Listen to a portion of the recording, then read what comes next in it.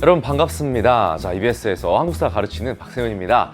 자, 2021학년도 6월 학평 고등학교 2학년 한국사 지금부터 본격적으로 해설 들어가도록 하겠습니다. 총평에서 간단한 이야기를 말씀을 드렸고요. 바로 1번 들어가 보도록 하겠습니다.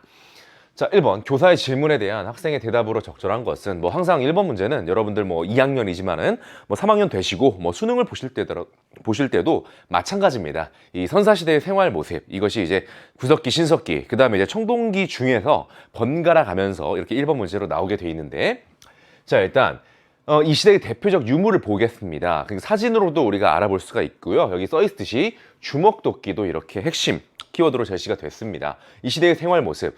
자, 주먹도끼, 뗀석기 중에서도 가장 핵심 도구가 되겠는데, 바로 주먹도끼가 나왔기 때문에 구석기 그냥 바로 튀어나온다라고 보시면 되겠습니다.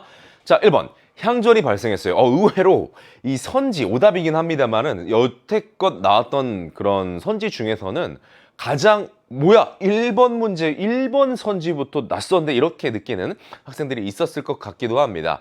많이 다루지 않는 내용이긴 한데, 이건 이제 조선 대체로 후기에 나타나는 특징입니다. 향촌 사회의 주도권을 두고 기존 사족층과 새롭게 성장한 세력이 이렇게 주도권 다툼을 벌인 대립, 이런 것들을 가리키는 거거든요. 굉장히 좀 시기적으로도 멀고 주제상으로도 좀 굉장히 좀 멀리 있는 그런 오답선지. 2번, 고인돌을 축조를 했다. 이것은 청동기 시대가 되겠습니다.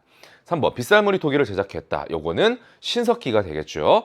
농경과 목축이 시작되고요. 농경을 통해서 이렇게 생산이 된 곡물들을 보관하거나 가열하거나 그럴 때 썼겠죠. 이거 신석기야. 4번, 철제 농기구로 농사를 지었다. 자, 농경이 시작됐고 또 철이 있기 때문에 이거는 이제 철기의 내용이 되겠습니다. 농경의 시작은 신석기고 이미 이때는 잘 짓고 있죠. 5번, 무리 지어서 이동 생활을 했다. 무리 생활이 필요합니다. 그 다음에 이동 생활을 했고요. 이동 생활을 하기 때문에 뭔가 이제 견고하고 이렇게 어렵게 지을 그런 집이 필요하지는 않았다. 그래서 동굴이나 막집이 이거와 연관 지어서 함께 딸려 나오는 키워드가 되겠습니다. 정답은 5번 구석기 문제 출제가 되었고요. 자, 이제 2번 문제 갑니다. 가에 들어갈 내용으로 옳은 것은, 자, 헤드셋을 끼고 이렇게 심각하게 공부를 하고 있습니다. 선생님께서 이제 바로 이제 온라인 학습을 주도하고 계시는데, 대조영이 건국한 나라에 대해서 말을 해보자. 이제 대조영이 나왔습니다. 대조영이 건국한 나라. 사실 이거 너무나 우리나라 사람들이 잘 알고 있지 않습니까? 핵심 키워드가 그냥 바로 나왔죠. 발해. 그래서 제가 여타 이제 강의에서도 항상 발해하면은 무엇을 가장 강조를 많이 한다라고 말씀을 드렸냐면, 이 고구려 계승의식을 가지고 있는 이 나라의 이 건국이 가장 중요하다. 그래서 건국을 많이 물어봐요. 이제 건국을 물어보니까 당연히 이제 대조영이 핵심 키워드로 많이 나온다라는 것이죠.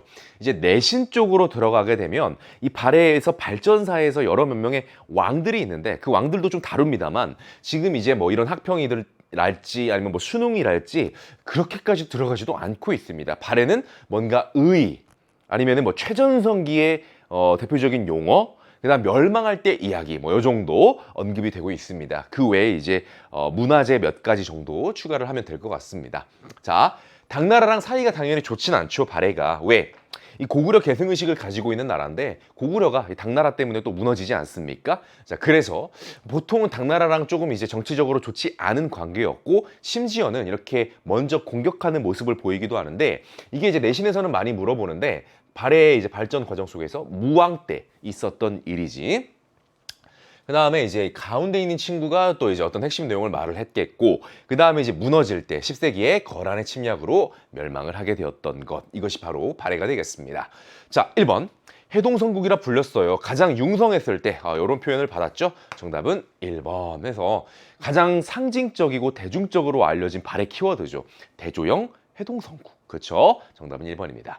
오답. 2번, 웅진으로 수도를 옮겼다. 이 웅진이 오늘날 충남 공주를 가리키는데, 자, 여기를 수도로 삼았던 나라는 백제가 되겠습니다. 한성에서 웅진, 그리고 웅진에서 사비, 오늘날 충남 부여로 이동을 했던 나라죠.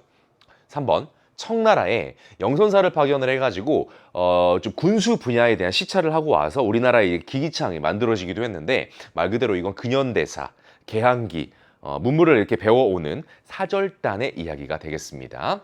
뭐 영선사도 있고, 그다음 미국으로 간 보빙사도 있고, 일본으로 간 뭐 수신사도 있고 그랬지.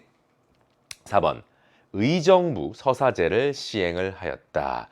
자, 이건 뭐 육조직계제와 의정부 서사제가 언급이 되는 시기는 조선시대겠죠. 그리고 이제 의정부 서사제로 직접적으로 많이 언급되는 건 세종대왕이지. 5번 지방을 5도와 군사적인 구역인 양계로 정비를 하였다. 5도 양계 이 말이 나오면 바로 고려 시대가 되겠습니다. 자, 그래서 요거는 고려의 선지가 되겠네요. 자, 이번 문제까지도 잘 풀었고요. 3번입니다. 가에 들어갈 사진 자료로 옳은 것은, 자, 문화재 대백과를 봅니다. 시기는 그냥 지정을 해주셨어요. 자, 보시는 것처럼 여기 삼국시대로 이렇게 딱 한정이 되어 있습니다. 오른쪽에 뭐 남북국시대나 고려는 그냥 엑스트라일 뿐입니다. 자, 첫 번째 국보입니다. 우리나라의 국보이고, 다음 발굴 장소, 이것도 핵심이죠. 이게 바로 부여에서 나왔다란 말이죠. 이 부여가 핵심 이제 도시가 되는 건데, 자, 이 부여 방금 전에 제가 말씀을 드렸죠. 앞문제에서 뭐겠습니까? 한성, 그리고 웅진, 그다음 사비 이렇게 수도를 옮겼죠. 어디가? 백제가 수도를 옮겼는데 그 사비가 오늘날 이 충남 부여가 되는 것입니다. 자, 그다음 도교와 불교 사상의 상징 요소, 그리고 대체로는 도교 중심으로 언급이 되는 그런 유물이 되겠습니다. 뭔가 이상세계, 신비함 이런 것들 상징적인 그런 묘사가 되어 있고요. 매우 화려하면서도 이 과학적인 설계, 그러다 보니까 이게 과학과 예술의 극치예요. 그래서 정말 대단한 그런 보존 상태를 보여주면서 우리 딱 세상에 나와서 깜짝 놀라게 했죠. 그래서 우리가 그것을 온전하게 감상을 할 수가 있는 것인데요. 자, 백제, 바로 백제가 되겠죠. 그래서 백제 부여에서 발견된 대단한 공예품, 바로 백제의 금동대향로가 되겠습니다. 도교적 이상세계를 표현한 항로가 될 텐데, 와, 이거는 진짜 여러분 뭐 실제로 보면 더 깜짝 놀라는 대단한 유물이 되겠다. 백제 하면은 가장 좀 상징적으로 쓰이는 이미지라고 보시면 되겠습니다. 그리고 이 충남 부여가 또 이제 그런 백제의 도시가 되는 거겠죠. 그래서 이 도시 곳곳에 도시 인테리어에도 많이 이렇게 응용이 되어 있습니다. 그래서 여러분들이 실제로 가보시면 제가 무슨 말씀을 드린 건지 아실 수도 있을 거예요. 그래서 정답은 일단 나왔고, 오답 1번 임신서기석 같은 경우는 이건 이제 신라의 그런 유물로서 유학과 관련이 돼 있죠. 그래서 이제 유교 어떤 경전에 대한 학습에 대한 의지를 담아냈다, 기록을 했다라고 보시면 되겠고, 그 다음에 요거는 뭐 경주, 너무나 우리나라 사람들에게 또 친숙한 불국사 3층 석탑, 신라, 경주, 불교죠. 그리고 이불병자상, 아까 발해 문제가 나왔었는데 이거를 통해서도 좀 소화를 하시면 좋을 것 같아요. 발해의 대표적인 또 문화 유산이 되겠고요. 자, 그 다음에 강서대교 현무도, 요것도 이제 도교적으로 이제 관련은 있습니다만 요거는 고구려죠. 고구려 무덤에 있는 고분 벽화가 되겠습니다. 자, 이렇게 해서 3번 문화사 문제 풀었고요. 4번 한번 가볼게요. 가에 들어갈 내용으로 가장 적절한 것은, 자, 조선 후기가 벌써 나왔습니다. 일단은 이렇게 시대적으로 좁혀준 게 있으면 힌트가 되지. 조선 후기. 군정의 문란으로 돈과 세력이 있는 양인은 관리와 결탁해서 군역을 면제받고, 힘없고 가난한 양인만 이 군역을 부담해야 했다. 이미 사망한 군역 대상자의 몫을 가족에게 징수하는 백골징포. 그러니까 이제 완전히 이거는 그냥 무너졌다고 봐야 되죠. 그러니까 살아있어서 이런 조세 부담을 져야 됐던 일반 농민들의 삶은 우리가 지금 사실 감히 상상하기 어려울 정도로 어려웠을 겁니다. 이런저런 세금 플러스 이런 횡포까지 있었으니까 어린아이에게 부과하는 황구첨정 등 갖은 수탈이 자행되었다. 이러한 폐단으로 농민들의 생활이 크게 위협을 받자, 자, 1750년, 연도가 중요한 건 아니고 영조라는 이름이 나왔죠. 새로운 법을 만들었다. 영조의 개혁이고 지금 군역과 관련돼 있다. 영조, 개혁, 군역 부분. 그럼 그냥 바로 공식처럼 균역법 이렇게 나와야겠고, 자, 이 균역법의 핵심은 뭐가 되겠습니까? 1년에 2필을 내던 것을 1필로라도 좀 경감을 시켜준 것이겠죠. 그래서 부담을 좀 줄여주고자 했던 그런 정책이 되겠습니다. 자, 그러면 균역법과 관련해서 선지를 한번 찾아봅시다. 1번 은본이 화폐 제도를 채택하였다. 이건 어디서 나오느냐? 근현대사에서 나오죠. 여러분, 갑오개혁 때 있었던 개혁이고, 이번 관리들에게 관료전을 지급했다. 그리고 같이 함께 묶어서 나오는 문장이 노급을 폐지했다. 이렇게 묶어서 오는데요. 통일신라의 신문왕입니다. 3번 원납전을 징수해서 부족한 재원을 보충했다. 그러니까 원래는 이게 일종의 모금, 뭐지 기부금을 모금을 하는 거죠. 원해서 이렇게 납부하는. 근데 이게 실제로 일반 사람들이 말하기를 거의 원망의 원으로 의미를 썼다고 할 정도로 많은 사람들을 좀 힘들게 했다라는 거죠. 뭐 때문에 이렇게 좀 돈이 필요했을까라는 것인데 바로 경복궁 중건 때문이었습니다. 대토목공사죠. 자, 이것은 근현대사로 넘어가서 흥선대원군 때 나오는 선지고요. 4번 풍흉이랑 관계없이 전세를 일정액으로 고정했다. 그래서 영정법이라고 합니다. 이걸 영정법이라고 하고 조선 후기에 나오죠.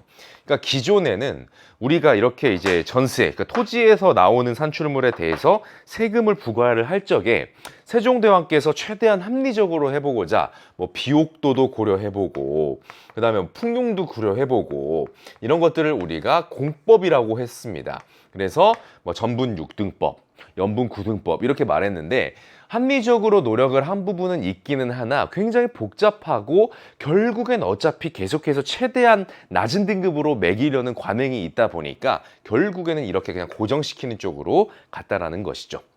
자, 근데 이것은 정답은 아니니까 지우고 남은 게 그럼 하나인데요. 5번 군포 부담을 절반으로 줄여서 한 필로 납부하게 했다. 이것이 영조의 균역법이 되겠고요. 이 균역법으로 잘 나오는 선지가 이거 말고도 또 있어요. 이거는 그냥 균역법만 알면 되는 거잖아요. 근데 잘 나오는 건 어쨌든 정부에서 이 항목에 대해서는 세금 확보가 지금 절반 줄어든 거잖아요. 그래서 부족분이 생깁니다. 그래서 부족분이 생긴 것을 보충하기 위해서 여러 가지 장치를 마련을 했다. 그래서 그 장치가 곧잘 나오는데 가장 많이 언급이 되는 게 지주들이 추가로 결작이라는 것을 부담을 했다. 그치? 요거. 그 다음에 뭐 어장세, 뭐 선박세 이런 것들이 보통 왕실의 수입으로 많이 들어갔는데 이런 것들을 또 부족분을 보충하는데 재원을 돌려주었다. 그 다음 좀 돈이 있는 분홍층에게 일종의 명예관직을 줍니다. 그래서 선무군관포라고 해서 그들에게 명예관직을 주고 그들이 또 이렇게 좀 부족분을 보충을 해줄 수 있는 조세를 냈다. 선무군관포 이런 것들로 보충책이 마련이 되었었죠. 이게 균역법이다. 영조입니다. 자, 4번 문제였어요. 자, 이번에는 5번 문제 가볼게요. 다음 가상의 명령을 내린 국왕의 업적으로 옳은 것은? 자, 일단은 보통은 이 사파도 굉장히 최대한 어쨌든 이렇게 고증에 입각해서 하려고 하는데 아마 이것만 보고는 이제 맞출 수 있는 친구들이 많지는 않을 것 같고 오랑캐를 따라 변발을 하고 몽골식 의복을 입은 대신들은 궁궐에 출입하지 마. 그러니까 이 말을 우리가 다르게 해석하면 몽골식 의복을 입지 말라라는 이야기가 되는 거겠죠. 그다음 몽골 스타일 하지 마. 머리 스타일 너 그렇게 하지 마. 몽골풍을 금지시켰습니다. 다음 반란을 일으킨 기철 무리들을 처벌하고 나라의 기강을 세워라. 자, 이 기철이 누굽니까? 권문세족을 대표하는 가장 이제 이렇게 권력을 이렇게 뭐라고 해야 될까? 행사했던 권문세족이 되겠습니다. 바로 몽골 원나라의 와 관계를 바탕으로 이렇게 권력을 행사했던 사람들을 권문세족이라고 하겠는데 바로 이제 기황후의 가족이 되기 때문이었죠. 자, 그래서 지금 몽골 때문에 우리의 자주성이 좀 손상된 시대를 거쳐오다가 이 왕 때 지금 이런 제스처들을 보니까 몽골풍 못하게 하고 권문세족 가장 잘 나갔던 사람 제거하고 이런 모습들을 보면 좀 이렇게 좀 그래도 자주성을 되찾고 개혁을 강하게 거는 군주라는 걸 알 수 있죠. 자, 굉장히 좀 말이 장황했지만 사실은 우리가 이제 고려에서 나오는 왕은 4명. 태조, 그 다음에 광종, 그리고 성종, 그 다음에 쭉 뒤로 빼가지고 말기에 공민왕이죠. 그래서 공민왕 출제예요. 친숙한 군주죠. 항상 나오는 군주고요. 국민왕의 정책을 우리가 정리를 네 글자로 하면 반원, 그러니까 원나라에 반하고 자주성을 회복하는 각종 정책, 그래서 반원 자주 정책, 그리고 국내의 개혁 뭐 이런 것들이 나올 텐데 한번 봅시다. 1번 서원을 정리했다. 이 서원 같은 경우는 조선에서 많이 나타나는데 서원 정리로 언급되는 게 2명 정도. 영조하고요. 그 다음 흥선대원군이죠. 2번 쓰시마 섬을 토벌했다. 여러분들 뭐 대마도로도 많이 들어보셨을 텐데 요거 세종대왕입니다. 3번 홍범 14조, 요거는 갑오개혁 때 언급되는 선지가 되겠고요. 그러면 이제 고종이 되겠지. 그 다음 4번 독서상품과를 실시했다. 이거는 통일신라 원성왕. 그럼 남은 건 5번이네. 쌍성총관부를 공격했다. 그러니까 이제 우리나라가 몽골에게 굴복을 했고 몽골이 이렇게 영토를 강탈한 부분이 곳곳에 있습니다. 해서 이제 뭐 동령부, 그 다음에 쌍성총관부, 그리고 제주도의 탐라총관부가 있는데 다른 곳들은 이렇게 좀 반환을 받아요. 근데 끝까지 반환이 안 된 지역은 이렇게 공격해서 탈환해냅니다. 그래서 이 국민왕의 반원자주 정책으로 굉장히 많이 언급되는 사례가 이 쌍성총관부 공격과 탈환이 되겠습니다. 그래서 이제 대외적으로는 이런 부분이 있고요. 정답으로 나온 이런 부분이 있고, 국내적으로는 신돈과 함께 권문세족에 대한 이제 개혁이 들어가는 거죠. 그 추진 기구가 있으니 전민 변정 도감이 있다. 기억나시나요? 전민 변정 도감. 이제 직접 쓰라고 단답형으로 나면 굉장히 많은 친구들이 이게 안타깝게도 한 글자씩 좀 틀리는 내용이 굉장히 길다 보니까 전민 변정 도감 해서 국민왕입니다. 나올 왕이 나왔다고 생각하시면 되고 앞으로 볼 다른 시험에서도 나올 거예요, 여러분. 자, 이제 6번입니다. 6번. 밑줄 친 이 사건이 계기가 되어 일어난 사실로 옳은 것은, 자, 신 박규수가 오랑캐 선박이 침입한 사건에 대해 알았습니다. 선박이 뭐예요? 배. 오랑캐가 배를 타고 대동강을 거슬러, 그럼 평양 쪽이고, 교역을 요청하기에 국법을 근거로 거절했다. 근데 이들은 상선을 약탈하는 등 노략질을 냈거든. 우리가 처음부터 막 이렇게 그들을 공격하고 그러지 않았습니다. 막 물도 주고 그랬단 말이야. 근데 그들이 이렇게 나왔어요. 그래서 어떻게 합니까? 본때 뜨거운 맛을 보여줬지. 평양성의 모든 군사와 백성이 함께 공격해가지고 그 배를 남김없이 불태웠다. 자, 이 사건이 바로 화공으로 미국의 이 배를 처단했죠. 제너럴 셔먼호 사건이 되겠습니다. 이제 우리 근현대사를 처음 공부하게 되면은 뭔가 시작점을 알리는 몇 가지 사건, 이제 병제, 병오신, 척 이렇게 제가 앞글자를 따고는 하는데, 병인 박해, 천주교 신자 박해 있죠, 선교사랑. 그다음에 제너럴 셔먼호 사건, 이게 이제 1866년이고요. 그다음에 병인 양요 있고요. 병인 양요가 또 같은 해에 있고요. 그 다음에 오페르트 도굴 사건 있고요. 오페르트 도굴 사건, 이게 뭡니까? 흥선대원군의 아버지가 묻혀져 있는 그 남현군 묘를 도굴 시도를 했었던 야만적인 사건이었죠. 여기에 1868년 일이었고요. 그 다음에 이제 신미양요가 있습니다. 신미양요, 이건 뭡니까? 미국이 침공을 해왔죠. 자, 근데 그냥 쳐들어오지는 않고 명분을 만들어가지고 명분을 잡고 그거에 대해서 책임을 물면서 쳐들어왔다라는 건데, 자, 미국이 그 명분으로 잡을 만한 게 뭐가 있겠습니까? 미국 배가 입은 피해를 명분으로 잡겠죠. 그래서 지금 이 문제에서는 제너럴 셔먼호 사건과 계기가 되어 일어난 사건을 물어보고 있으니까 신미양요를 물어보겠죠. 근데 우리가 이제 여기서까지도 잘 싸웁니다. 광성보에서 어제연의 분전, 그리고 이제 척화비 건립까지 이어지게 됩니다. 이 시대에 우리나라 키를 잡고 있던 게 고종의 아버지인 흥선대원군이었지. 자, 뭐 충분히 배경 설명을 드렸고, 정답 1번 비변사를 설치했다. 이거는 이미 조선 중기부터 만들어지고, 2번 강동 6주를 획득했다. 이거는 고려사죠. 서희, 외교 담판 뭐 이런 거, 거란족과의 관계. 3번 신미양요가 발발했다. 정답 4번 재물포 조약을 체결한 것은 이모군란의 결과죠. 이모군란의 결과. 그 다음 5번 신라와 당이 동맹을 맺었다. 나당 동맹. 아, 이거는 너무 옛날 이야기네요. 7세기 이야기니까 그렇다. 자, 좋습니다. 자, 근현대사 이야기 나왔고요. 자, 7번 가봅시다. 가에 들어갈 내용으로 가장 적절한 것은 탐구활동 계획 써봅시다. 황제의 통청관을 머리에 쓴 태조 왕건. 고려사네? 황제. 자, 이런 것들이 포인트예요. 왜냐하면 여러분들이 이제 황제하고 그냥 일반 왕하고는 엄밀히 굉장히 다릅니다. 특히 이 황제라는 것은 중국의 군주들만이 진시황 이래로 중국의 군주들만이 쓰게 돼 있는 거지. 이 동아시아에서. 자, 근데 준풍이라는 연호 독자적인 연호를 썼다? 요것도 황제들만이 중국 황제들만이 연호를 쓰고 보통 그 주변국이 그걸 따라가는 모습이었는데 그렇지 않은 사례들이 곳곳에 있단 말이야. 청주에 이제 이 국보 용두사지 철당간에서 볼 수 있고요. 자, 이 준풍이란 연호가 누구 거냐면 이게 광종 겁니다. 고려 광종이야.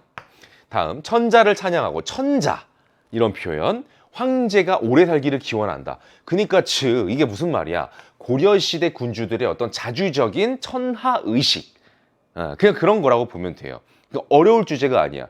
그냥 이거 사실 보면 고려인데? 4번 고려밖에 없네? 이렇게 되기도 하죠. 문제 풀 때. 그래서 천하의식. 그러니까 사실은 외부적으로는 뭐 중국에 대해서 뭐 맨날 싸우고 그런 것도 아니야. 중국을 황제로 인정하고 우리가 이제 대체로 이제 조공 체제에서 항상 우리가 전근대 사회에서는 이어져 왔습니다. 근데 내부적으로는 이렇게 또 천자의식을 드러냈다라는 것이에요. 나머지 오답은 굳이 말할 필요가 없이 시대와 주제가 다 명확하게 다른 주제로 나와 있기 때문에 그냥 여러분들이 이 부분은 그냥 제가 넘어가도 될 것 같습니다. 자, 이제 8번. 가에 들어갈 기사 제목으로 가장 적절한 것은 자, 어떤 왕이 강력한 왕권을 꿈꿨대요. 뭐 이런 것도 깨알 같은 힌트가 될 수 있을까? 보통은 우리나라가 그래도 이제 군주들이 뭐 고려도 이제 충자 들어가는 왕들, 뭐 공민왕 이런 왕까지는 왕이긴 합니다. 그리고 이제 조선시대는 대체로 이제 묘호라고 해서 조나 종으로 끝난단 말이야. 고려도 이제 종자가 이제 많고요. 자, 근데 뭐뭐 왕이야. 그럼 다른 나라의 확률이 높다. 다음, 김음돌의 난을 진압했다. 왕의 장인인 이제 거두인데 그걸 진압해. 그러니까 즉 제거했다는 얘기거든요. 자, 왕은 김음돌이 귀족들과 모의해서 반란을 일으키자 이를 진압했다. 그러니까 이제 장인어른을 제거한 거야. 그러니까 얼마나 그 왕권이 강할 때 벌어질 수 있는 일이겠습니까? 자, 그 다음에 국가 최고의 교육기관 국학 만들어졌고요. 다음 경제적으로는 뭐 이런 정책이 있었다. 자, 그래서 통일신라와 발해 파트에서 통일신라는 결국 이 최전성기 신문왕을 물어본다. 신문왕, 오케이? 자, 신문왕 물어보거나 아니면 신라 말기 어지러웠던 상황 뭐 이런 거 물어보는데 전성기면 100% 신문왕. 그 다음에 신문왕에서 가장 빈도가 높은 철제가 노급을 폐지입니다. 자, 이 노급이라는 것은 그 해당 지역에서 나오는 조세를 거두어가는 것뿐만이 아니라 인적 지배적인 성격도 가지고 있어서 귀족들한테 매우 막강한 중요한 권한이었는데 그걸 폐지시켜버리죠. 관료전 지급이 있었고 그 전에. 자, 그렇기 때문에 신문왕 때 가장 핵심 정책이다. 자, 2번 갈게요. 과전법을 실시했다. 고려 말로부터 조선 이제 전반기에 이어졌던 정책이 되겠습니다. 3번 호포제를 시행했다. 흥선대원군의 정책이고요. 4번 대동법을 실시했다. 조선 후기 광해군 이후. 그다음 5번 금난 정권을 폐지했다. 조선 후기 정조의 경제 쪽 정책이 되겠습니다. 좋아요. 자, 이제 9번. 밑줄 친 이 서적으로 옳은 것은 자, 서적 보겠습니다. 김부식이 왕의 명에 따라 여러 사관과 함께 기전체 형식, 이 기전체라는 것은 왕의 역사인 기, 이제 본기에서의 기를 따고 그 외에 중요한 인물들의 열전에서 전을 따. 그러니까 중요한 왕과 인물들을 중심으로 서술했기 때문에 기전체라고 하는데 그런 역사서를 편찬합니다. 이 서적은 현존 가장 오래된 역사서, 최고의 역사서란 말이죠. 그래서 뭐 이 사설을 표현하는 가장 대표적인 키워드들은 다 나왔어. 김부식 기전체, 현존 최고. 자, 이것이 바로 삼국사기입니다. 이 문제도 그냥 뭐 오답 더 말할 필요가 없는 게 그냥 책 제목만 찾으면 돼요. 삼국사기 나왔습니다. 자, 삼국 유사로 찍는 친구들이 있을 수도 있겠습니다. 이건 이련이라는 사람이 썼고 여기 보시게 되면은 삼국 사기 같은 경우는 합리주의 원칙에 따라 서술돼서 증명할 수 없는 신화, 막 되게 신비롭고 막 기이한 일들 이런 것들은 딱 철저하게 배제를 했단 말이죠. 삼국유사에 그런 것들이 많이 들어가 있어서 굉장히 또 중요한 역할을 합니다. 많은 이야기거리가 여기서 나오죠. 대전회통. 요거는 흥선대원군 때 이제 법전의 정비, 왕호천추 국전, 해초, 그 다음에 해초의 기행문이죠. 직지심체요절, 고려 금속활자 기술을 보여주는 인쇄물이 되겠습니다. 자, 이제 반환점 돌아봅시다. 10번입니다. 가야에 대한 설명으로 옳은 것을 보기에서 골라라. 자, 고려 신분제에 대해서 말해봅시다. 고려 신분제네. 그러면 이제 최상위 이제 뭐 귀족부터 쭉쭉 내려오는 거죠. 뭐 이제 중간계층, 중류라고도 부를 수 있겠고, 그 다음에 이제 일반 양민들이 있겠고, 마지막에 이제 천민들이 있겠지. 양천제를 기본으로 양인과 천인으로 나뉘었어요. 근데 양인은 직역의 유무에 따라 정우와 가로 나뉘었어요. 자, 이렇게 나왔습니다. 자, 그러니까 이제 보통 양인이고 피지배계층에서 가장 많은 비중을 차지하고 있는 이제 계층이 되겠죠. 바로 농민으로서 열심히 일을 하고 생산을 하고 그걸 바탕으로 국가에 세금을 이렇게 내주면서 역의 의무를 다하는 국가의 근간이다. 이렇게 보시면 되겠죠. 그리고 이들을 우리가 또 백정이다. 이렇게 일컫기도 합니다. 조선시대 그런 도축업에 종사하던 사람과는 달라요. 자, 그래서 정답은 이미 그냥 1번으로 바로 나와 버렸고요. 디귿 보면 매매, 증여, 상속 이건 사람 취급을 안 하는 거지. 이게 이제 보통 노비를 가리키는 것이고 리을, 서리, 향리, 하급, 장교 등 이렇게 말단 관리와 낮은 이렇게 관직에 있는 사람들 이런 사람들이 이제 중간계층 또는 중류층 이런 식으로 표현을 하게 되겠습니다. 자, 좋아요. 자, 이제 11번 가보도록 할게요. 밑줄 친 당시의 경제 상황으로 옳은 것은 자, 질문을 볼게요. 상평통보를 엽전이라고 부른 이유와 가운데 왜 네모난 구멍을 만들었는지 궁금하다. 그래서 이제 굉장히 이제 흥미롭고 좋은 정보가 쭉 써져 있습니다. 그러나 우리는 상평통보라는 것만으로도 충분히 문제는 풀 수가 있겠습니다. 왜냐하면 이제 조선 후기 경제를 상징하는 이 화폐 유통이 잘 된 상평통보가 나왔습니다. 그러니까 조선 후기 상황 고르면 되겠어요. 그래도 한번 읽어보겠습니다. 대량 생산용으로 만든 주물 틀에서 막 나온 상평통보가 가지에 달린 나뭇잎을 닮아서 나뭇잎 엽자를 써서 엽전이라고 불렀다는 주장이 있어요. 또 동전을 세는 단위가 잎이었기 때문이라는 견해도 있다. 그리고 상평통보의 둥그런 모양은 하늘을, 네모난 구멍은 땅을 의미하는 겁니다. 공인, 자 대동법이라는 이제 정책과 관련해서 많이 등장했던 게 공인이라는 상인이지. 보부상, 객주, 여각 등의 활동과 상품화폐 경제의 발달로 화폐가 전국적으로 유통될 당시 상평통보 구멍에 실 등을 꿰어 옆구리에 차고 다닐 수 있었대요. 그러니까 예전 이 조선시대를 다룬 드라마들 보면 꼭 나오는 장면이지. 찰랑찰랑 하고 다니면서. 요즘은 안 나오나? 하여간 자, 이거 조선 후기라고 보시면 되겠습니다. 1번 전식과가 시행이 되었다. 전식과는 고려시대 이제 관리들에게 주는 대가가 되겠습니다. 전지와 시지를 준다. 2번 전민 변정도감이 설치가 되었다. 이거 아까 쓴 것 같은데 그렇죠? 고려 공민왕 때 나오게 되겠고요. 3번 선대제 수공업이 성행했다. 자, 요거 그러니까 나름대로 그러니까 뭐 극적으로 막 우리나라가 막 조선시대 후기에 우리도 막 서양처럼 자본주의 바로바로 발달하고 그렇게까지 뭐 극적인 건 아니지만 뭐 기존처럼 막 진짜 막 계속해서 막 가내 수공업으로 장인 정신으로 주문하면 그때서야 하나 만들고 이런 게 아니었다는 거죠. 우리도 조금씩 먼저 이렇게 자본가가 뭐 어떤 원료나 자금을 먼저 대고 주문 생산을 하는 거죠. 그러면 생산량도 조금씩 늘어나고 그런 것들을 이제 화폐로 거래하고 상품화폐 이런 경제가 발달하는 그런 기초적인 모습이 우리도 나타났다라는 것이죠. 정답은 3번이 되고요. 4번 신라촌락문서 또는 우리가 이제 이걸 뭐 민정문서 이렇게도 많이 말을 합니다. 요거는 그러니까 말 그대로 신라잖아. 자, 그다음 5번 청해진이 해상무역의 중심지로 발달했다. 이것도 이제 바다의 왕 장보고 생각나시죠? 신라 때가 되겠습니다. 뭐 둘 다 이제 통일신라 쪽 이야기가 되겠고요. 자, 그다음에 12번 가 전쟁의 영향으로 옳은 것은 자 전쟁이야 일단. 그 다음에 도시철도역에서 역사를 만난다. 자, 1592년 이 연도도 뭐 연도긴 하지만 많이 알려져 있는 연도잖아.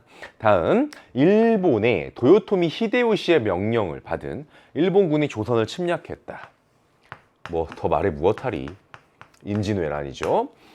일본군은 먼저 부산진을 점령하고 동래성을 공격했다. 이에 맞서 송상은 부사와 관민들이 함께 싸운 전투의 흔적이 도시철도를 건설하던 중 발견됐다. 당시 현장에서 수많은 인골과 무기가 묻혀있는 동래읍성의 해자가 확인되었다.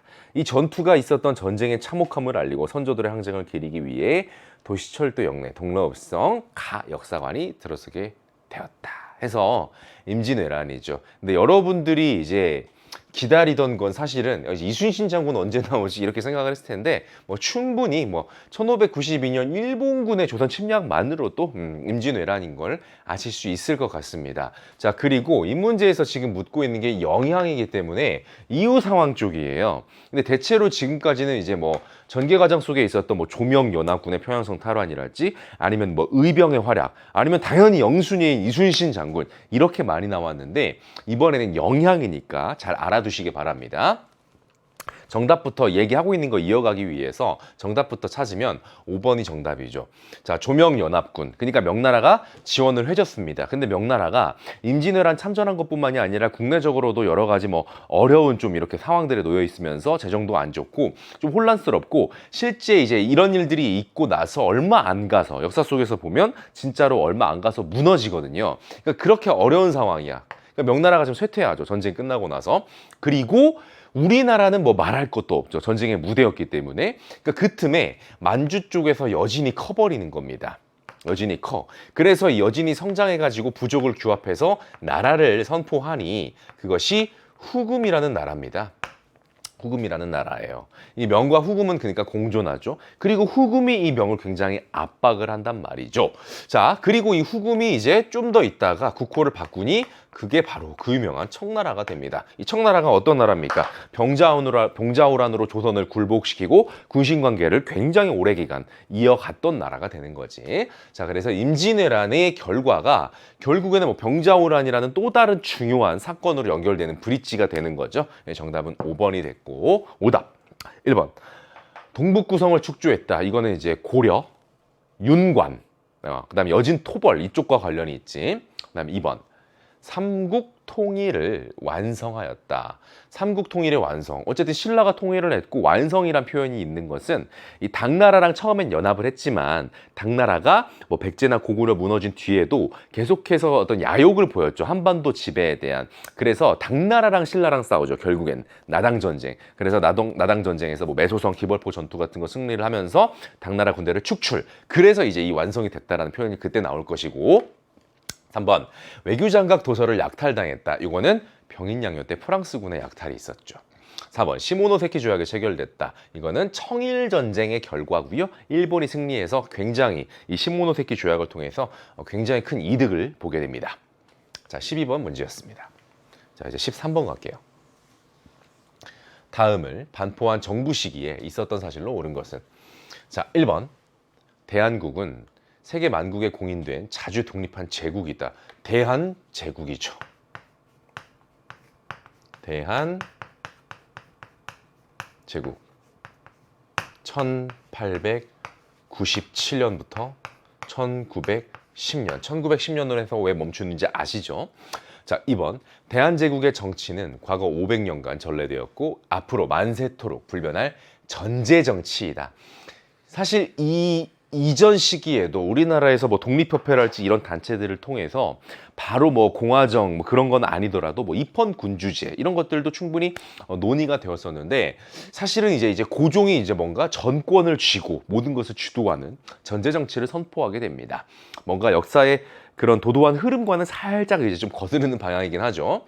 자, 3번 대한국 대황제는 무한한 군권까지도 그래서 원수부를 설치하고 장악을 했다. 뭐 이런 것들도 연결이 되는 것이죠. 자, 이제 이거는 대한제국이 선포가 되고 그로부터 이제 2년 뒤에 있었던 대한국 국제라는 것을 문제에서 나왔습니다. 그래서 대한제국 이야기예요.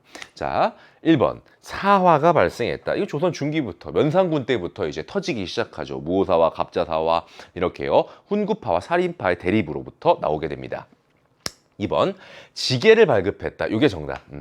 그러니까 어쨌든 그래도 근대적인 면모를 추구를 하는 거죠. 그래서 그 개혁을 여러 가지 것들을 추구합니다. 그리고 식산흥업 정책이라고 해서 산업을 더 일으키게 하는 그런 정책들을 하는데 가장 상징적인 게 바로 이제 광무 개혁이라고 부르고 이 광무 개혁에서 핵심이 토지를 조사해고 다시 측량을 하고 조사를 해서 근대적인 토지 소유를 인정해준다. 지계를 발급한다. 그래서 양전지계 사업이라고 합니다. 자, 그래서 정답은 2번이 되겠어요. 그러니까 이 과정 속에서 이 토지를 조사한다라는 것이 굉장히 중요한 국가의 사업이죠. 그래야 이제 나중에 조세 수치도 잘할 수 있고 할 거 아니야. 그리고 이제 그 측량 과정에서 외국의 기술을 도입하기도 하고 뭐 그런 근대적인 면모도 좀 보였다고 합니다. 정답은 2번이고요. 3번 우산국을 복속했다. 오늘날의 울릉도와 그 일원, 그러니까 즉 시야에 이 독도가 들어온다는 걸 의미하는 시사성을 띤 선지가 되는데 신라의 지증왕 때 이야기죠. 다음 4번 초계문신제를 시행했다. 과거 시험을 합격해가지고 들어온 젊은 관리들을 다시 한번 재교육을 하면서 왕을 보필할 수 있는 브레인 집단으로 재육성을 하는 것입니다. 이거는 조선 후기 정조의 이야기고요. 5번 사신관 제도를 실시했다. 사신관 제도 같은 경우는 고려의 건국자 태조 왕건의 이 호족 세력을 견제하기 위한 그런 대표적인 정책이 되겠습니다. 그래서 사신관과 기인 제도가 같이 쌍으로 많이 언급이 되지요. 자, 13번 대한제국의 문제였습니다. 이제 14번 문제입니다. 14번 문제. 가왕의 업적으로 옳은 거. 연보 7년 노비를 안거마 그러니까 다시 잘 살펴봐서 억울하게 노비가 된 자들이 있으면 본래 신분으로 회복시켜. 그럼 양인으로 올린다는 거잖아. 자, 백관의 공복을 정해. 그러니까 이제 밑에 관리들의 공복을 정한다는 건 내 밑으로 질서 딱 잡아 이런 거예요. 그래야 왕권이 안정을 이제 가져오겠지. 다음 개경을 황도라 했다. 고려 수도잖아 이게 개경이. 근데 거기를 또 이제 황제가 머무는 이런 도읍처럼 표현을 했어. 근데 우리가 앞에 문제에서 어떤 천하의식은 이미 보고 왔습니다. 자, 그다음 평양, 서경을 서도로 정했다 해서 평양도 태조 왕건 이후로 굉장히 중요시하고 있습니다. 그래서 노비안건법이 나왔어요. 노비안건법 나오면 고려에서 광종이죠. 근데 이제 고려 광종은 핵심이 그냥 공식처럼 쌍으로 그냥 같이 다니죠. 노비안건법 그리고 과거제 시행 우리나라에서 갑오개혁 때 없어지기 전까지 굉장히 오랜 기간 유지가 된 시험 제도인데 그게 이 광종으로부터 시작이 된단 말이야. 자, 그래서 지금 문제에서는 노비안건법을 말했으니 자 선지에서는 과거제를 찾으면 되겠다. 정답은 2번 이제 과거제가 이렇게 되겠습니다. 조금 더 어렵게 한다라고 하면 이제 뭐 광덕이나 준풍 같은 연호를 썼다 이런 말도 나올 수 있어요. 자, 오답 갈게요. 1번 경복궁을 중건했다. 이거 임금으로서는 이제 고종 때, 실권자로서는 흥선대원군. 3번 훈민정음 창제 세종대왕, 금관가야를 병합했다. 신라의 법흥왕, 대가야까지는 이제 대가야는 진흥왕 때죠. 5번 조사시찰단을 파견했다. 일본으로 이제 비밀리에 파견을 했죠. 근대문물 시찰을 하고 왔습니다. 이건 이제 우리나라 이제 개항 이후에 벌어진 일이니까 고종 때 이야기겠죠. 됐어. 15번 갑니다. 다음 사건이 일어난 시기를 연표에서 옳게 고른 것은 자 6월 10일입니다. 난병들, 병사들이 난을 일으켰다. 병사들이 난을 일으켰다. 병사, 군인들이 난을 일으켰다. 다음 왕비는 밖으로 달아났어. 그 다음 이최응, 민겸호, 민씨가 좀 보이죠? 김보연은 모두 살해됐어. 임금이 대원군이 나왔는데 대원군 왕의 이제 왕을 하지 않은 왕의 아빠란 말이야. 생부입니다. 군국 사무를 처리하라고 명했다. 이에 대원군이 대궐 안에 머물면서 명령을 내려 통리기무화문. 이것도 이제 메인 키워드니까 우리나라의 이 근대적인 어떤 이제 개화 정책의 추진 기구입니다. 그다음 무의영 장어영을 폐지하고 오영을 되살렸다. 그러니까 뭔가 예전으로 돌아가는 조치. 그리고 군인의 급료를 지급하게 하고 난병을 물러가게 한 뒤 대사령을 내렸다. 자, 느낌이 좀 오시죠? 군인들이 뭔가 불만에 가득 차. 근데 지금 보니까 급료를 지급하게 하는 조치가 급히 나온 걸 보니 급료도 제대로 받지 못했던 불만이 지금 있었던 거야. 그렇죠? 자, 그리고 급료를 오랜만에 받았는데, 많이 알려진 이야기죠. 급료를 오랜만에 받았는데 거기에 또 막 먹을 수 없는 모래나 겨가 섞여 있어서 분노가 폭발하게 됐죠. 그때 그런 급료를 지불하는 관청의 담당자가 민교모란 사람이라서 이렇게 살해를 당하는 겁니다. 자, 그래서 지금 위기의식을 느낀 왕비는 도망갔고, 그 다음에 임금은 그냥 아빠한테 다시 이렇게 아빠가 올라오게 하고, 자, 그래서 이게 바로 흥선대원군을 가리키는 것이고, 이 사건은 이모군란을 가리킨다. 자, 연표 문제네요. 1882년 이모년에 있었던 일이 되겠습니다. 뭐 지금 한번 볼게요. 일단 기준점으로 잡을 수 있는 게 개항을 좀 기준으로 잡읍시다. 우리 근현대사의 개항. 운요 사건이 곧 1년 뒤에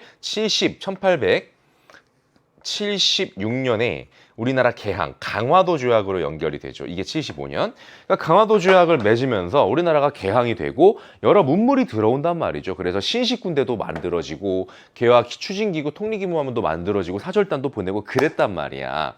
자, 근데 이제 그런 상황 속에서 우리나라가 물론 근대적으로 변화하고 발전한 부분도 있겠지만은 거기서 좀 도태된다거나 차별을 당한다거나 많은 재원을 부담해왔던 이런 하층민들의 불만, 이런 것들도 누적돼 있었고 결국엔 군인들은 이쪽에서 터져버렸다는 거죠. 구식군인들이요. 자, 그래서 일단 이 이후 이야기고, 삼국 간섭은 뭐냐면 독일과 프랑스, 러시아가 이권이 굉장히 이제 많이 차지하면서 힘이 세진 일본을 견제한 이제 그런 건데, 시모노세키 조약 이후에 이렇게 간섭이 들어간 거야. 이건 청일 전쟁과 관련돼 있거든요. 그래서 요거는 1895년 이야기입니다. 그래서 지금 이모군란이 들어가는 것은 라 이렇게 들어가고요. 이모군란 이후에 또 굵직한 사건이 있다면 84년에 갑신정변이 있고, 그렇죠?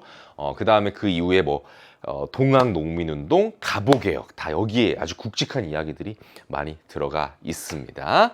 좋아요. 15번까지 됐고 이제 16번 가볼게요.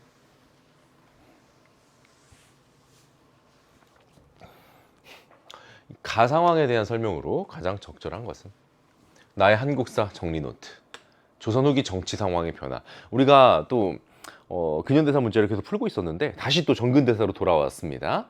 자, 인조부터 현종, 붕당 정치의 전개.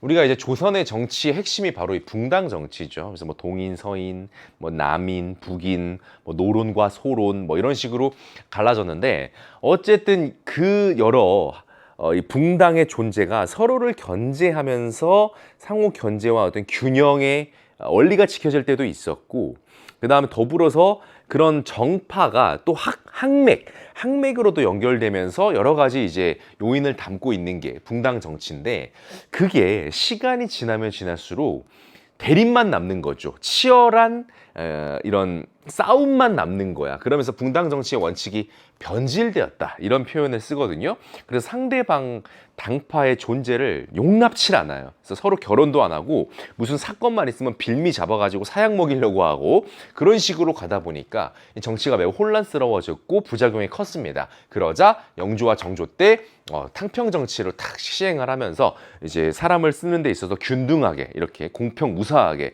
일처리를 하겠다, 뭐 이런 탕평책이 제시가 되기도 했죠. 그리고 정조 사후에 암울한 또 세도 정치 시기가 이어지게 됐고요. 자, 그래서 이게 가장 그 붕당 정치의 어떤 대립이 극에 달했을 때가 이제 이쪽으로 나오게 되는 겁니다. 변질되었을 때. 자, 그래서 지금 숙종이 이제 포인트가 될 텐데요. 자, 답에 있어요. 그래서 답을 먼저 찾으면서 스토리를 잡아가면 5번, 잦은 환국으로 특정 세력의 권력을 독점하는 경향이 나타났다. 이때는 주로 서인 vs 남인 구도가 되는데요. 이 잦은 환국이 뭡니까? 이 정권이 하루아침에 급격하게 바뀌는 현상, 이걸 말하는데, 이게 이제 대표적으로 세 개가 있습니다. 그런 사건이 있을 때마다 뭐 서인이 이겼다가 남인이 이겼다가 최종적으로 서인이 주도권 잡게 되는데, 그 과정 속에서 한 번씩 졌던 당파들의 정말 수많은 사람들이 이제 숙청을 당하는 그런 일들이 벌어진다는 것이죠. 굉장히 이제 드라마로도 언급 많이 되는 아주 뜨거웠던 시대였다라고 보시면 되겠습니다. 그래서 정답은 5번이고요. 오답 1번, 지방 각지에서 호족 세력이 성장했다. 이거는 신라 말 상황이죠. 통일신라 말 상황. 그 다음 2번, 무신들이 중방을 중심으로 국정 운영했다. 무신 정권. 이거는 고려. 마가우가 저가구가 등이 사출도를 다스렸다. 이거는 연맹왕국 시기 부여. 신진사대부가 온건개혁파와 급진개혁파로 나뉘었다. 이거 고려 말 상황이네요. 고려 말 상황. 그렇죠? 이제 그러면서 이제 급진개혁파가 이제 결국에는 이제 조선을 건국하게 되는 쪽으로 나아가게 되는 거지. 자, 이제 17번. 가 조직에 대한 설명으로 옳은 것은, 자, 이 건축물은요, 민중의 독립의식을 높이기 위해, 독립이란 뭐 이런 힌트도 좀 있고, 그 다음에 이게 또 워낙 유명한 건축물이자 사진 아니겠습니까?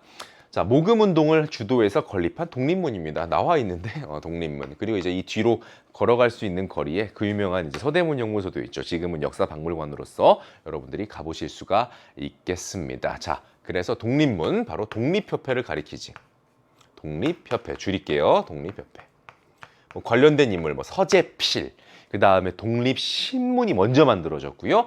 그 다음에 활동으로는 만민공동회, 그 다음에 거기에 이제 관료들이 참가를 하면서 관민공동회도 나오고, 그 관민공동회에서 헌의 6조 이런 게 나왔는데, 그런 쪽 내용들을 살펴보면 궁극적으로 독립협회가 추구했던 정치 체제가 보여요. 그것이 바로 의회를 바탕으로 한 입헌군주제, 이런 쪽으로 추구를 했었죠. 근데 이제 나중에 고종이랑 좀 사이가 멀어지고 그때쯤 모함을 받죠. 공화정을 추구한다. 그럼 고종이 없어야 되거든. 그러면서 결국에는 해산을 당하게 되는 것이 독립협회입니다. 정답은 1번이고요. 2번. 제1차 갑오개혁을 주도했다. 상관이 없고요. 갑오개혁은 이미 이전에 있었던 일입니다. 3번. 최씨 무신 정권의 기반이 되었다. 뭐 교정도감 뭐 이런 것들일 텐데, 요거 같은 경우는 고려시대 이야기죠. 4번. 귀족 자제들에게 유학을 가르쳤다. 뭐 전혀 상관이 없는 이야기고. 5번. 수령을 보좌하고 향리를 감시했다. 이 조선시대 유향소의 역할, 이런 것들을 보여주고 있습니다. 자, 17번 독립협회 문제였고요. 18번 가보도록 하겠습니다. 자, 가에 들어갈 내용으로 가장 적절한 것은, 자, 한국사 인물 카드입니다. 읽어보시죠. 자, 생몰년대 태어나고 죽은 걸 봤더니 근현대사 사람이 있죠. 19세기를 살다 가셨습니다. 자, 51년에 태어나서 94년에 죽었다. 우리가 근현대사 이 시기에, 여러분 1894년, 이게 무슨 년인 줄 아세요?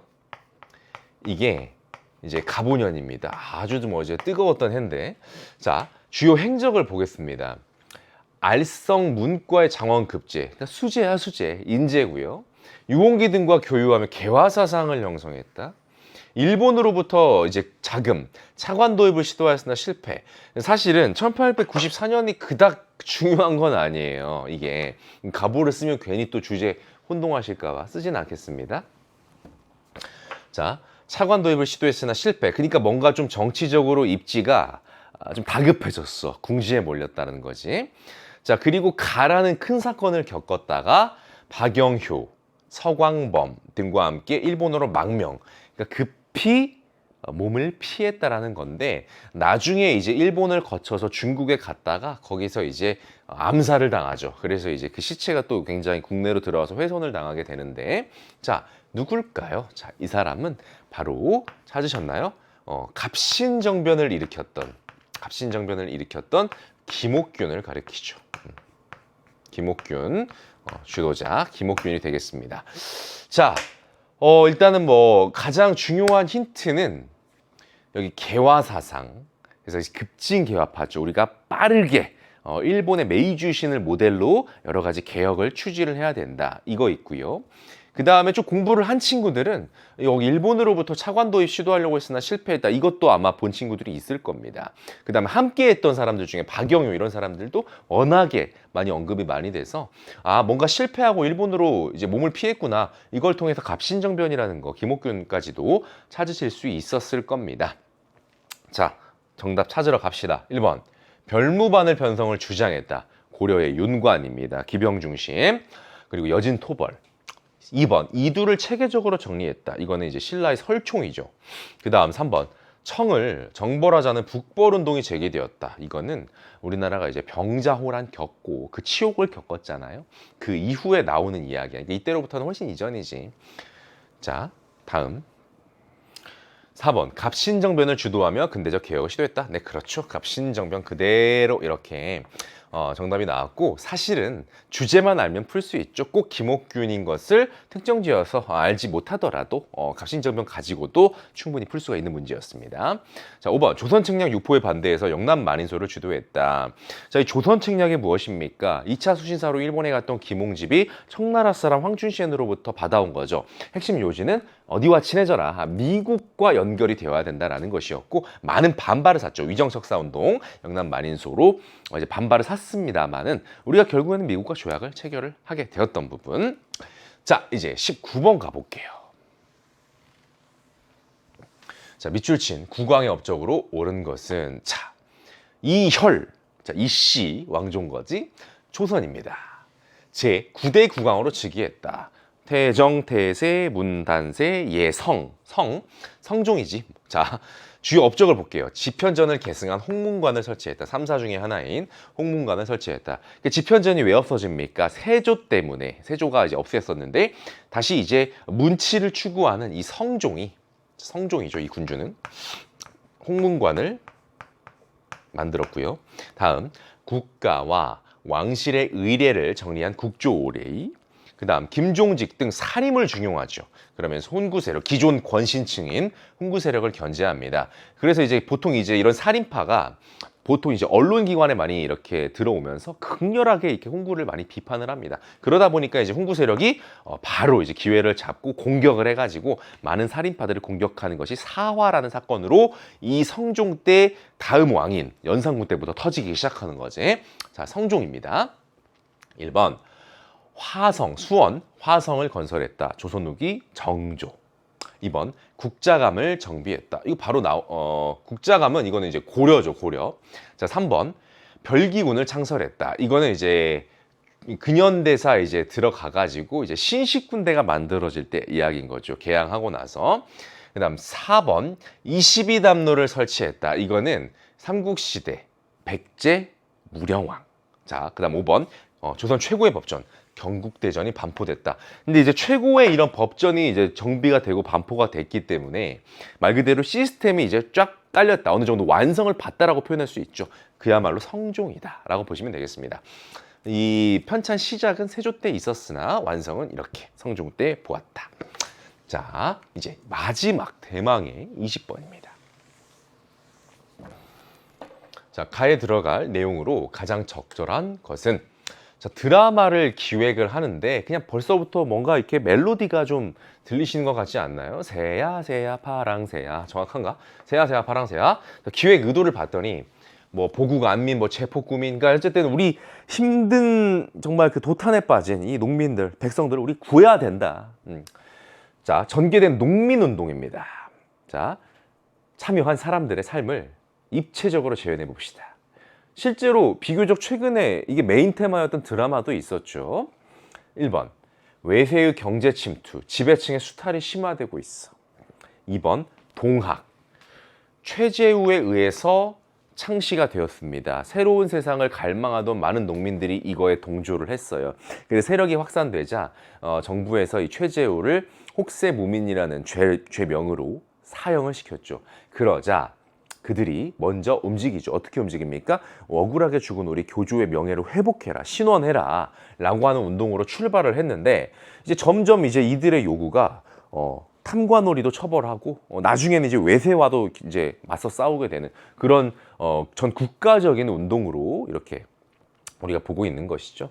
자, 그 출발점이라고 있는 게, 그 충돌의 시발점이라고 볼 수 있는 게 여기 전라북도 오늘날의 정읍 쪽이에요.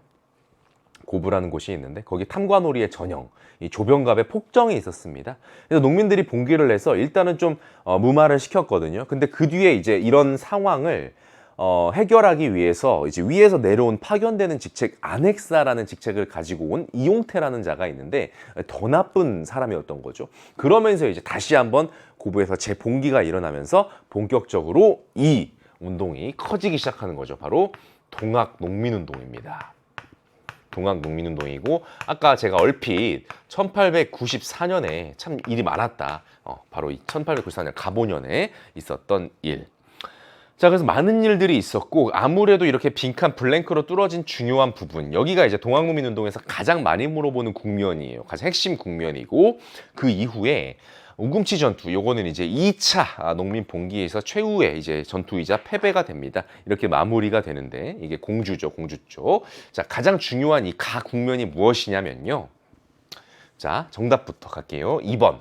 전주화야. 그러니까 전주까지 여기 진출을 했던 거야. 전라도 핵심 지역인.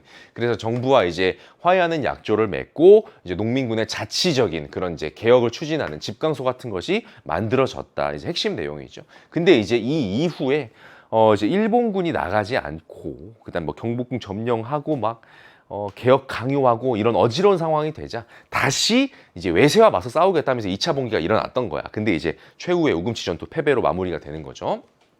정답은 2번입니다. 자, 오답 갈게요. 1번. 실학자들의 사회개혁론 제시. 이거하고는 이제 상관은 없다라는 거죠. 자, 서경촌도를 주장한다. 묘청의 서경촌도 운동. 고려시대에 있었지. 4번. 명학소에서 일어난 망소위의 봉기. 이거는 고려시대. 무신정권 때 많이 일어났던 하층민 봉기 중에 하나. 5번 왜구 등을 격퇴한 신흥무인 세력의 성장. 신흥무인 세력의 성장. 자, 이게 뭡니까? 고려 말기에 나타났고 이 중에 하나가 바로 이성계가 되겠지. 그래서 조선 건국으로 이어지게 되겠죠. 자, 이렇게 해서 동학 농민운동으로 우리가 마지막 문제까지 모두 차분하게 잘 풀어보았습니다. 자, 여러분 진짜 수고 많으셨고 한국사는 정말로 제가 누누이 말씀드리지만 여러분들이 맘먹은 그 순간 한 강의 하나만 소화를 잘 하셔도 어떤 시험이든지 잘 보실 겁니다. 걱정 마시고 잘 따라오시면 좋을 것 같습니다. 자, 오늘도 공부하시느라 수고 진짜 많으셨습니다. 감사합니다.